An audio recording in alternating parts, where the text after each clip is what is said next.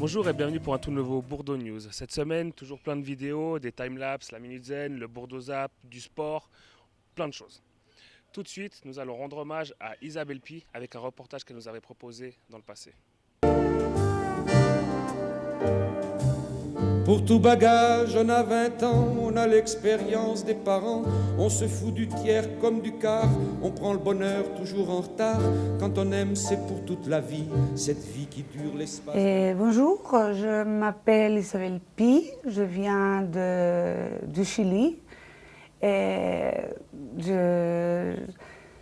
Tout au début, j'ai vécu tout au sud du Chili. Après 3 ans, je suis partie dans le nord et j'ai vécu toute une existence à Viña del Mar, à côté de Valparaiso, où j'ai fait toutes mes études.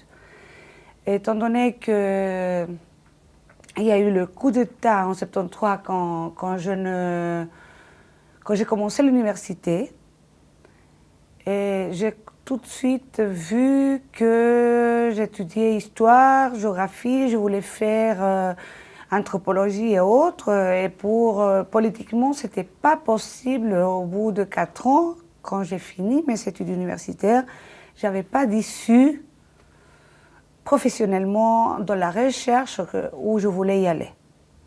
Et voilà, c'est comment j'ai commencé à voir, à penser. Je viens d'une famille de migrants, des migrants de Barcelone, du côté de ma mère, des migrants de Cuba, du côté de mon père, et j'ai rêvé de l'Europe. J'ai rêvé de l'Europe. Je ne voulais pas aller aux États-Unis. Cette semaine, le magazine Carrefour nous propose la 9e édition du Festival international du film oriental de Genève.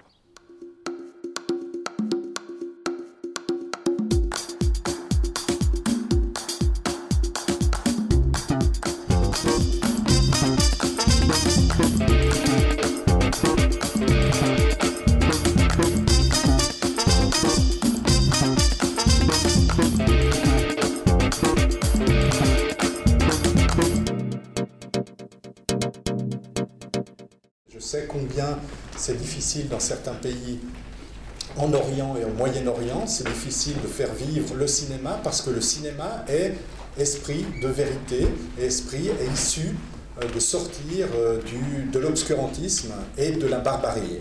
En ce sens-là, notre municipalité est très fière de participer à cette œuvre commune qui est soutenue de manière acharnée depuis 9 ans aujourd'hui par celles et ceux qui organisent ce festival. Donc je souhaite, au nom de mes collègues du conseil administratif, au nom du conseil municipal, au nom des autorités de la ville de Genève, bon vent à ce festival et j'ai donc l'honneur de l'ouvrir. Merci de votre attention. Notre festival. Donc 9e édition, qui est un festival, pour le résumer en quelques lignes, c'est une vitrine pour les cinéastes d'Orient pour exposer leur œuvre. En même temps, le festival est une fenêtre ouverte sur l'Orient, une fenêtre différente de celle que propose la télévision ou les médias. Si la télévision et les médias proposent un regard sur le sensationnel, sur le catastrophique, le cinéma pose un regard serein, différent, poétique sur la réalité. Ça me fait un immense plaisir. Je suis très honoré et flatté évidemment de pouvoir montrer mes photos comme ça avant les projections. Bonsoir Antoine Bouche, vous êtes cette fois-ci au 9e festival des Festival international des films orientaux à Genève. Vous y participez, racontez-nous dans quel cadre est-ce que vous participez? Ce sont plus mes photos que moi-même qui participent. Parce qu'effectivement, avant la projection de chaque film, un petit peu à la place des publicités ou des bandes de lancement que vous avez au cinéma d'ordinaire, il y a des projections un peu sous forme de diapos, de photos donc sur le grand écran, ce qui est assez unique en fait.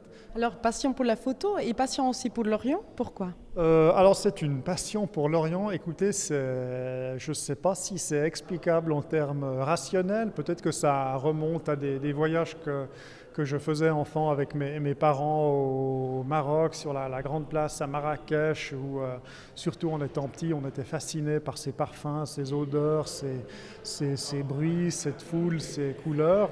Et puis ensuite, en grandissant, c'était un petit peu une conjugation entre la passion du voyage et puis celle de cette région du monde. Donc j'adore visiter ces pays. Mon épouse vient aussi de cette région. J'ai appris l'arabe. Enfin voilà, c'est une région du monde que j'aime beaucoup et puis dans laquelle j'aime voyager, j'aime photographier. Je suis là parce que c'est un festival qui me tient beaucoup à cœur. C'est un festival de qualité, j'y viens à chaque fois que je peux et étant moi-même d'origine marocaine et syrienne, c'est un festival que j'essaye de ne pas rater en tout cas et c'est vrai que cette année il y a des beaux films qui se profilent à l'horizon. Une autre thématique que vous abordez ou un pays, c'est la Syrie. Et qu'est-ce que vous voulez porter ce regard à ce 9e festival? Quels sont les films qu'on peut trouver dans ce sens-là? Alors, le projet de la Syrie, d'abord, il s'inscrit dans une vision du FIFOC de faire des focus sur un cinéma pour montrer une particularité. Nous avons fait le Liban, les pays du Golfe, l'Afrique du Nord, et cette année, nous avons choisi la Syrie en partant d'une expérience personnelle. Je suis d'Algérie, j'ai vécu la guerre en Algérie, la guerre civile, et j'ai entendu tous les discours qui y ont traversé les journaux, les médias, et j'étais toujours, dans mon souvenir, frustré et mal à l'aise par rapport à tout ce qu'on a dit, parce que ça correspondait jamais à ce que je vivais. Déjà, il y a beaucoup de films en avant-première et des films qui sont parfois censurés dans leur propre pays. Il y a des films aussi qui ouvrent sur certaines situations, entre autres par rapport à ce qui se passe en Syrie. Et donc, c'est vraiment important d'avoir accès à ces films-là. Dans un autre volet aussi, je suis aussi là parce que samedi prochain, pour la cérémonie de clôture, j'aurai l'honneur de chanter justement une chanson qui a un rapport avec cette situation que l'on connaît aujourd'hui en Syrie. Donc c'est aussi pour ça que je suis là aujourd'hui. Je m'appelle Rania. Et puis d'où vous venez? Je viens d'Arabie Saoudite. Qu'est-ce que ça vous fait venir aujourd'hui au Festival international des films orientaux à Genève? Écoutez, moi je suis arabe et j'encourage beaucoup les films orientaux et puis maintenant on voit il y a plus de films orientaux, plus que les années passées bien sûr. Alors pour moi ça m'intéresse beaucoup. Le festival est présent dans plus de 20 lieux, dont les plus importants, c'est les cinémas du Grütli à Genève, à Versoix, au Cinéma à Lausanne. On est présent dans les écoles genevoises, au cycle d'orientation de la CMA, au centre professionnel des arts appliqués de Genève, au lycée La Versoix à Thonon-les-Bains. On est présent aussi à Gex dans une salle indépendante. On est présent dans le Palais des Nations Unies. On est présent au CERN. On est présent au CHIC et on est présent au MAD. Et je crois j'en ai oublié quelques-uns, mais voilà, plus de 20 lieux de présence. Dans nos séries du timelapse, cette semaine, nous nous rendons en Azerbaïdjan.